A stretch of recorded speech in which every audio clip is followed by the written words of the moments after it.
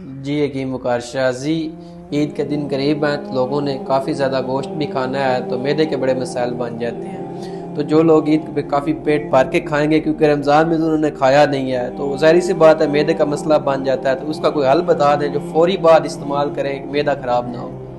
السلام علیکم جی علی شاہ جی، بالکل عید قریب ہے اور کھانا تو بالکل ہے۔ رمضان پورا مہینہ جو ہے نا سب نے پرہیز کی ہے، بلکہ کھایا تو بڑا خوب ٹکا کے سموسے پکوڑے، لیکن عید کے دن خاص طور پہ گھر کے اندر پلاؤ گوشت اس کا بہت زیادہ اہتمام ہوتا ہے، اچھی طرح کھاتے ہیں۔